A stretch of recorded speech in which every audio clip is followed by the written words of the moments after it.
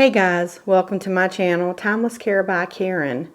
And of course, I'm Karen. And I just wanted to make this first video kind of explain to you what has made me decide to create a YouTube channel and share my life and journey with the rest of the world. It is my birthday and I am turning 50 years old today. And I sat down a few weeks ago and just started thinking about where I've been, where I want to go, how I want to live, and how I want to make life better for myself, for my family, for everyone involved, and hopefully maybe even you guys. I reflected on everything I've done in my life as far as work, my family, skincare, how I've treated my body, everything, and I just sat down and I'm like, oh my God, I'm turning 50 and sometimes I feel like I'm falling apart. So I just wanted to kind of make myself better, and hopefully within that I can help others. Let me tell you just a little bit about myself and why I have decided to do this. I am a mother, I am a wife, I have 3 amazing children, 4 if you count the husband. Sometimes we know we can count those, not always. I have a really good family, good husband, but yeah. I have 2 puppies who sometimes want more attention than all the other 4 combined. I grew up in Southeast North Carolina, and during the time that I was younger and growing up, we really did not understand what the sun was doing to our bodies and our skin, and we really didn't use a lot of sunscreen. In fact, often you would find, a lot of people laying out, smothering themselves in oil of some sort to try to pull in the tan more. Really, was it tanning them or burning them? But anyway, I never was one to do that. I never was one who loved to be a sunbather or anything of that sort. But I grew up in the country, and I was what everyone called back in the day a tomboy. And I was always outside. From the time the sun came up to the time the sun went down, I was outside somewhere. I maybe in a tree, digging in the dirt, riding my bike, hanging out with friends.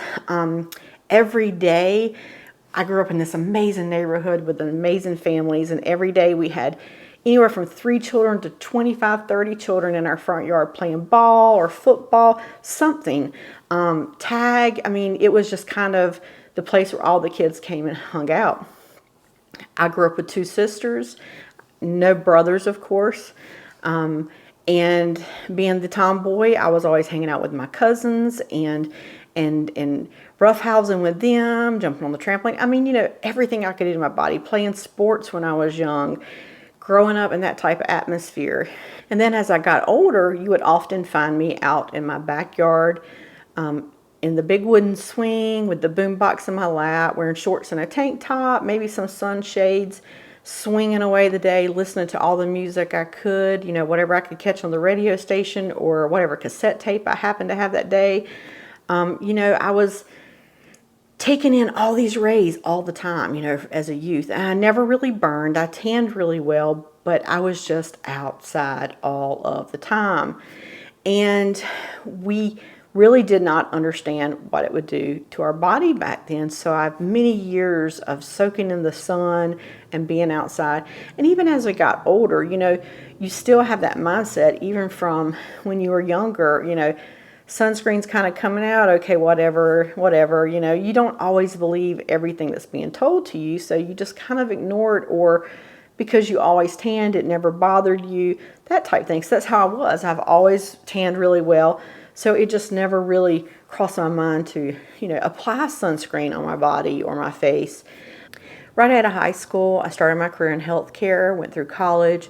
Once I was finished with college, I continued healthcare. It wasn't a typical bedside controlled environment type atmosphere that I worked in. I was out in the field on ambulances and helicopters, jumping in and out of those vehicles. Going down into ditches and, cars that were being extricated with patients in them, pulling on obese or heavy patients, even the ones that weren't, at times according to, what type of patient it was or what you were doing, your body, you were contorting yourself a certain way to try to get that patient out of there without injuring them or hurting them. And, that takes a toll on your body for years. So there you have that physical aspect, and then you have the nutritional aspect of the job that I have, which is, any of you guys who know anyone who's involved in first responders, law enforcement, fire, EMS, even our ED staff most of the time, we don't get to sit down and eat breakfast and lunch and dinner and a snack. We're often always on the go, on the go, on the go. As soon as you get done with one call, you're worried about a standby. So you can't typically just stop and eat a meal. If you happen to get a meal, you're literally slamming it down to try to eat before that pager goes off or your radio tones you out.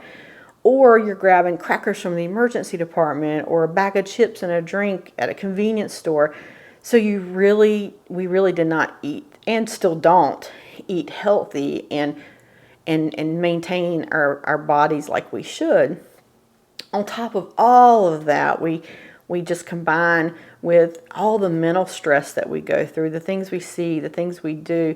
It takes a toll, and that's all of those are a much larger subject that could take up hours of time to talk about. So we'll just put those in a little small box and say that's how I've worked and how I've been since I was 17 years old. Fast forward it to a few years ago, still working on the units out in the field, and I had a knee injury at work, and I ended up being on light duty, and it just so happened there was a position open up in our department. So I was like, well, let me help with this position while I'm on light duty. That'll allow me to get out and do some things and actually help the department as well. So I did that and really enjoyed it. I'm very much a people person. I love to talk. I love to get out and create connections and learn people and their lives and who they are in their community. And after I had done it for a short time, I had to have surgery, so then I had to go through recovery. So I was, out for quite some time with that injury.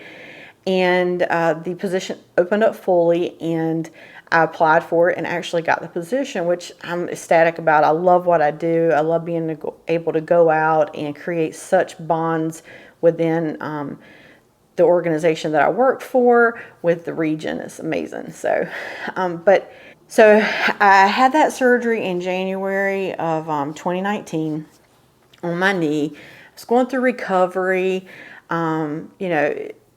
going through all the rehab and everything of that, but working my position and loving it and doing really well. And if we back it up about 10 or 12 years ago, I started having some pain in my left foot. And the pain initially was every now and then it would feel like I had a cramp through my foot, and it would lock up, and I'd have to stop and wait a moment, and then I could start walking again, and slowly progressed to getting worse. I always wore heels of some sort. I couldn't wear heels anymore. I could only wear flats, and it just continued to get worse. So I finally got an appointment with a ortho physician locally to me who specialized in foot injuries and care. And we went in, did the consultation, did x-rays on my foot. We sat down and had a discussion. I would say our conversation lasted less than 15 minutes. And within that 15 minutes, pretty much left out of his office by him asking me what kind of drugs I wanted. Well, I was rarely taking ibuprofen or Tylenol for the pain or any type of NSAID.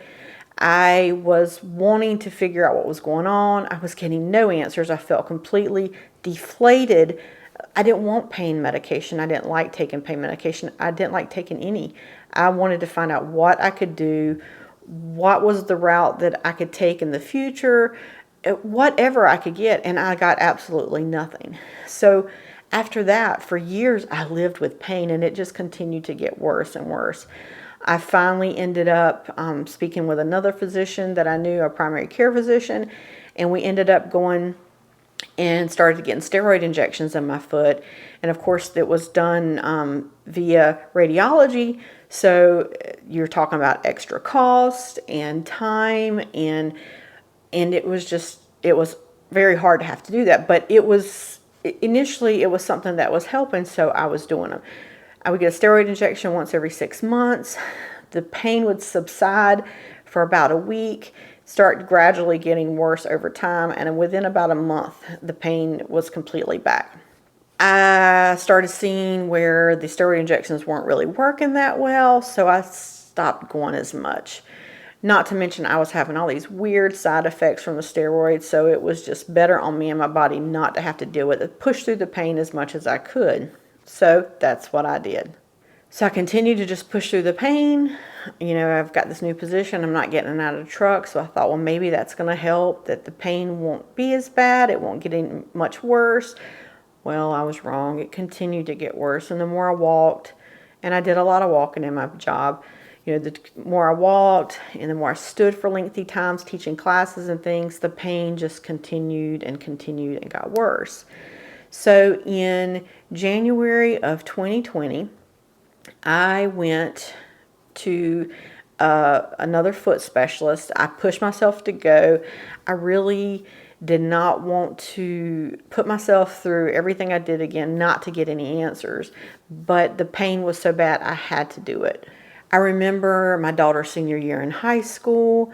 We planned this amazing trip. We took the kids to Disney for a week. You know, it was her last year in high school. She was going to go off to college. She's becoming an adult. We wanted some great quality time and memories that we could have with our children and be able to enjoy ourselves. Not to mention my youngest son, he had never been to an amusement park, so this was his first. So we were having some amazing memories that were being made that year. His first time going to an amusement park, my daughter's senior year, she's going to graduate and become an adult and go off to college. And, you know, we wanted to make and create such amazing memories.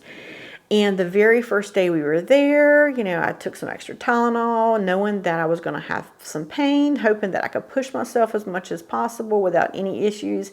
I got these special shoes, orthotics. I worked on everything I could to make sure that I didn't have as much pain and issues with my foot as possible. And within the first 5 hours of being there, my foot was hurting so bad, I could barely stand. Literally shaking myself, bouncing back and forth on my foot, trying to relieve the pressure back and forth while we stood for the rides and just the amount of walking we were doing. I pushed and pushed and pushed that first day, and I pushed myself to the point that we got back to the hotel room that night. I didn't even go out to dinner. I sent them off. I stayed in the hotel room, my foot elevated, iced, taking ibuprofen for the pain, and just hoping that it was going to end before the next day. But I wasn't stupid. I've had the pain before, and I knew that it wasn't. But in my mind, I had to think, okay, it's going to get better. So as the week went on, it just got worse and worse. By the end of the week, I was often sitting and telling my kids and my husband, you know, go and have fun, and I'll meet you guys in a minute, or just let me sit for 10 minutes while you guys wait in line. And, you know, it was a lot of pain. It was very disheartening, and it was really hitting me hard. You know, this is something that we take for granted, you know, and I can't even go and stand with my family and hang with them and be with them and create these memories.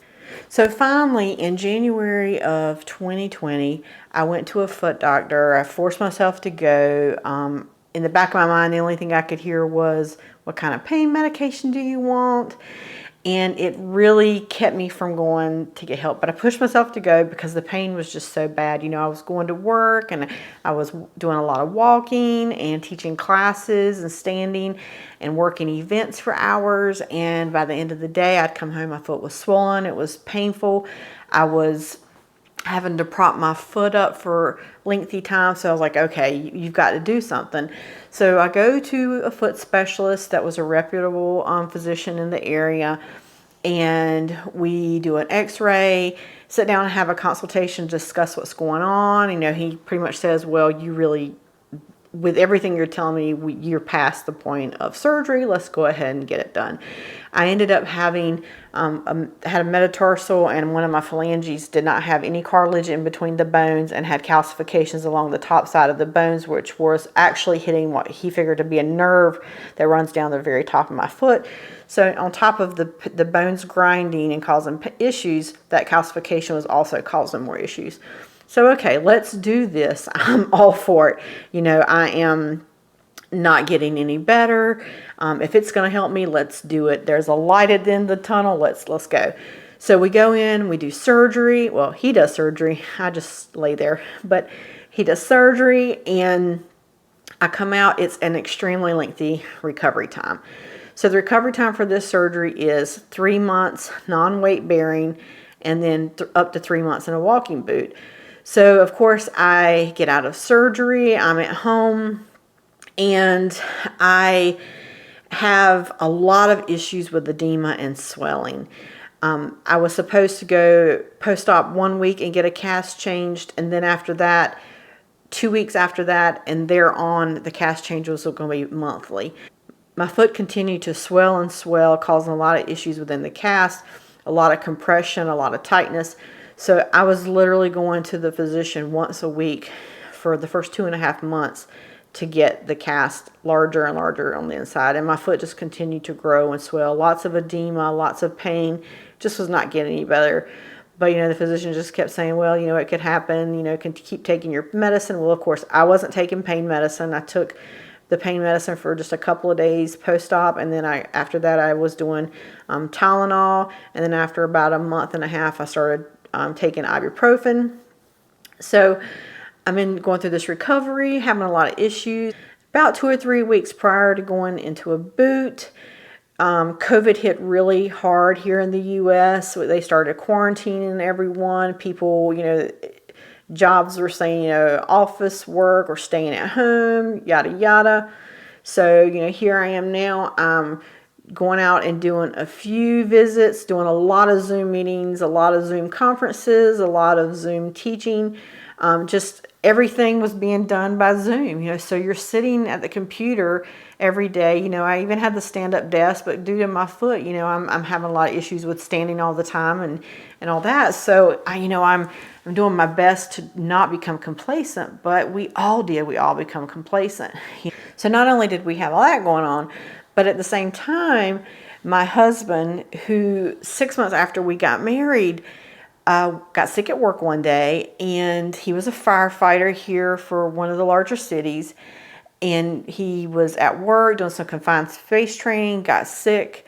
After months of workup and pulmonary and cardiac and all sorts of tests and everything, he went through all of it. He was diagnosed with lung disease, and it's attributed to the carcinogens that he inhaled while being a firefighter for so many years. So his oxygen saturation at rest is like 92%. If he has any exertion whatsoever, he drops down into the high 80s. And the last thing I needed to do was bring COVID home to him and for him to get sick. Our youngest son, who was still in high school, was being homeschooled virtually, and we just were worried of bringing it home and getting him sick, and that was the last thing we wanted to do. So if I wasn't working, we pretty much were at home. We did not want to go out. It was just too much of a price to pay if he got sick. So now, of course, we're being more complacent. We're sitting at home more. We're in front of the computer. We're in front of virtual meetings. We are trying not to go out to get anyone sick, especially my husband.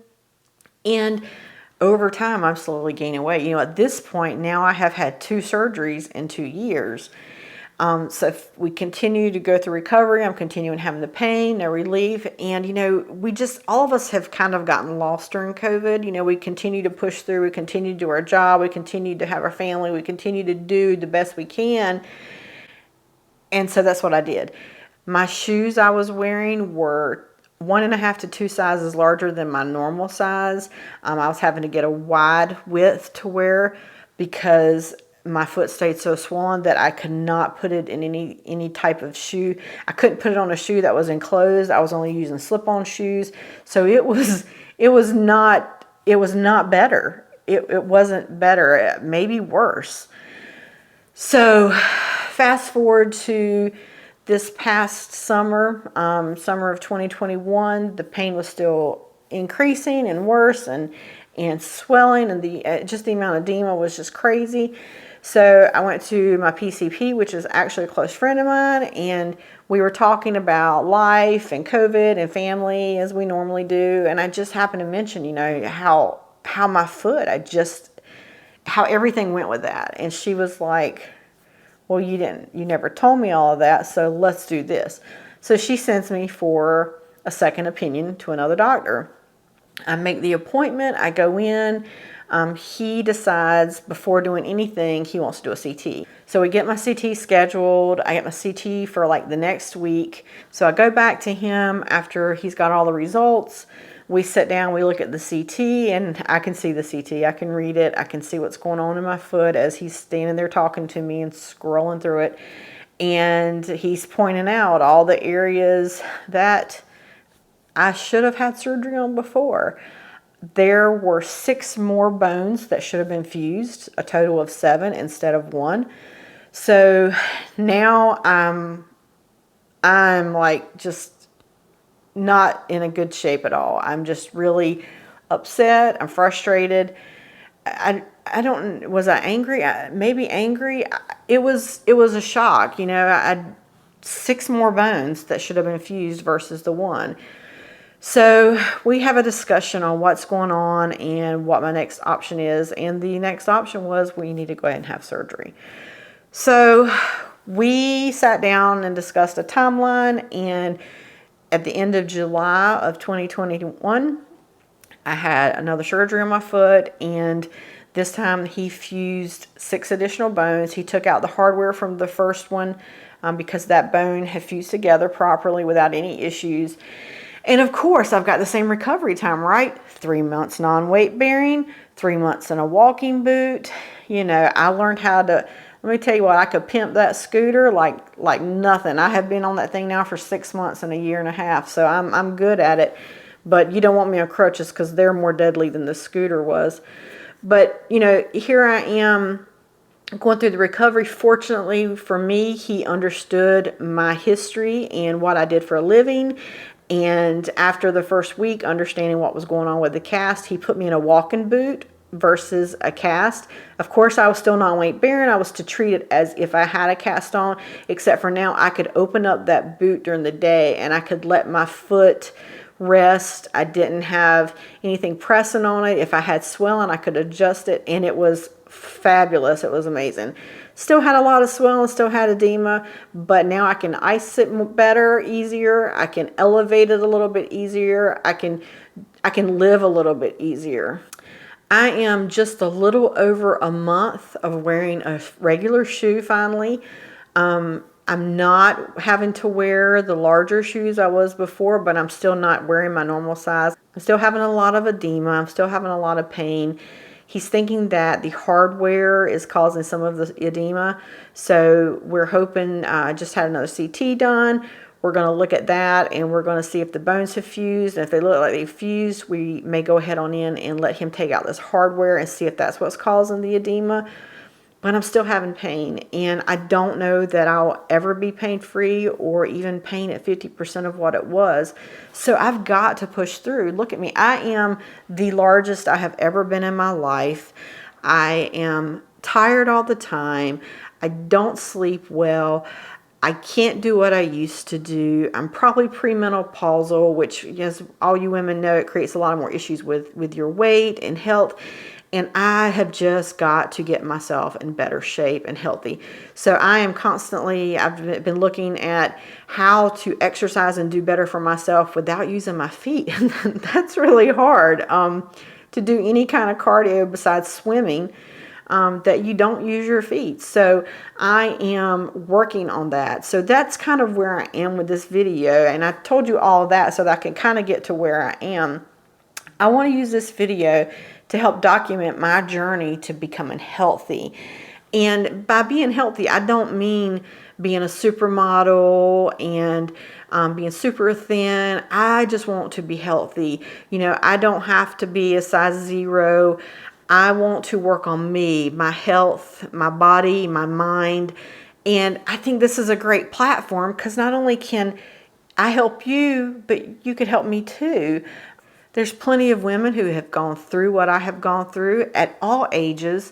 And so I thought this would be exciting to do. I can share my journey. And on top of that, you know, I'm super excited about going over things like makeup and skincare and, you know, medical issues and just talking with you guys openly. So that's just a little bit about me and what has been going on over the past 3 years with me in my life. It's just a little bit of the big picture, but just kind of my struggles and my battles and what has gotten me to this specific place in my life. So I'm hoping that with starting this channel, it'll allow me to be able to not only share my journey with you guys in hopes that I can help someone else, but also that others can help me. Of course, this channel is going to be focused more on the mature woman, health, skincare, body, soul, mind, all that cool stuff. But I'm hoping that the younger generation of women will also look at these videos and maybe get some information on how they can change their lifestyle so that once they get older and mature, that they will be able to live happier and healthier and not wait till, like me, for instance. So that was a little bit about me and what's going on over the past few years. Just a tiny snippet because, of course, I'm 50 years old. I've got a huge history of many things in my past. You know, the sun damage and skincare, and for many years I neglected my skin. I took a shower every day. I washed my face with soap and water. I was good to go. Now and then I'd get on a makeup or skincare regimen where I'd moisturize and exfoliate and everything I needed to do. All those different steps. But eventually I would bore them and I would stop and I would just like, hey, I'm fine with what I'm doing now. My skin looks fine. I'm okay and just good to go. So, all those years of that going on and the sun and mental and physical damage and everything that I've done, you just wrap it all up into one. And here I am at 50. And as I said earlier, I feel like I'm falling apart. So I'm hoping this channel will be able to encourage women, will be able to create this family to where we can, ask all sorts of questions and answer all sorts of questions. The doors that we can create here are endless on this platform. We can talk about makeup reviews, skincare, what works, what doesn't work, what I find, even what you guys find.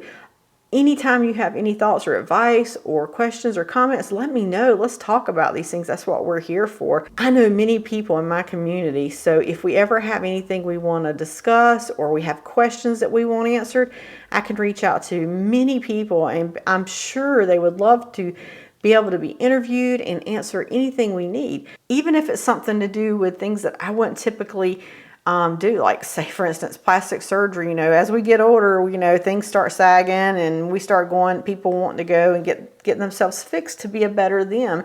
And I don't judge that. You do what you have to do to be happy, but it's something that even if I wouldn't typically do, I will be more than happy to reach out to people who have had it done or to some of the physicians in the area and sit down with them and talk about it, pros and cons. And I'm just really, really excited because this is an awesome platform for me to be able to create this community with you guys, create this family, to be able to document this journey that I'm on and to be able to look back in 3 months or a year or 5 years and be able to see who I am now and who I'm going to be at that time and be a better me. And I'm super excited that you guys are going to be on this journey with me. I've never been one who thought that you had to be a supermodel to be loved or cared for or beautiful. There are so many beautiful women in this world, and it starts inside your heart. And externally, all of us want to feel good about ourselves. We don't want to be perfect because none of us are perfect, but we want to feel good about ourselves. So this is going to allow us to be able to talk about those wants and needs and how we can help one another. So just so you know though, I'm going to go ahead and put in a disclaimer for the rest of my videos. I have never been one who has liked to be on this side of the camera. I did photography for many years. I loved capturing those images of families and brides and grooms and their happy times. And I absolutely adored it. It just made me happy, so excited and happy. It just made me so happy to do that. But I've never been one to like to be on the side of the camera. I have always avoided it. When my family looks back on my time, they probably will have very few images of me to be able to look at. And I know that kind of sucks and it really shouldn't be that way, but that's just how I've always felt comfortable. Not to mention, I've never been good with public speaking. I can talk all day long to people. I've never met a stranger, but to sit down and actually know that I'm having to publicly speak in a matter of standing at a conference and doing a lecture or a class, and, you know, my voice goes up and down. It's just never been something I've been comfortable with. I'm and all the time. I've probably done a lot during this video, but hopefully not too bad. I've tried to pay attention to that. But so this is pushing myself to change who I am and to make myself better as well. I would like to end my first video by speaking a few words about the world we live in today. You know, we are living in some really painful and dark times between the world and the sicknesses that are going around and the darkness within our own minds. Not to mention, you know, social media. It's just gotten so hard where you have what I call keyboard bullies, where they like to sit behind the keyboard and they say nasty things to people and hurtful things to people and don't think about what they're saying and how it can affect others. All I want to say is, at the end of the day, when you close your eyes to go to bed, know that you were a kind and compassionate person. Think about the things you do daily. Think about how you talk to others and make sure that you can feel good about what you have done throughout your day. Even those people that are the nastiest and the meanest to you, be kind to them. They may need it more than you ever know. You know, we sit back as a society and we really don't see what's going on. We like to avoid confrontation. We like to avoid having discussions about things such as mental health. But the reality of it is you can take some people who you think have it all. They're beautiful. They have a great family, a home, a great job. They have it all in your eyes. You know, they're always smiling. They're happy. And you don't know what's going on in their mind. And sadly, a lot of those people never get help and end up doing things to harm themselves.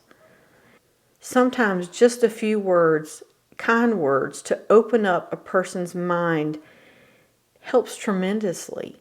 You know, you could make someone's day. You could make them change their entire thought process of what's going on or who they are or where they want to be. And those nasty words that you say or ignoring someone, you don't know how detrimental that could be to someone's mind, heart and mind. And sometimes it doesn't even have to be unkind words that harm people. Sometimes it's just silence that harm people. Next time you're around someone and you feel like maybe something's off or maybe not even that at all, just you want to just be nice. Say some kind words, talk to someone. And if they happen to trust you enough to open up to you, because often all they want to do is be heard, listen to them talk. Don't try to talk with them or over them. Let them talk. Often they just want to be heard, however that might be. And if you feel like these people need help in any way, help them. Don't think that their family will do it, or don't think that their community will do it, or that they will seek help. If you feel like someone absolutely needs help, help them. If you can't do it personally, often help is just a phone call away. Be kind, be compassionate. I hope y'all enjoyed my first video. I can't wait to make more. I want you guys to have an amazing day and know that you are wonderful and that you are loved. See y'all next time. Ooh, don't forget, hit the subscribe button and then that little bell beside it, it'll give you notifications when I post another video. I can't wait to see you again. Bye y'all.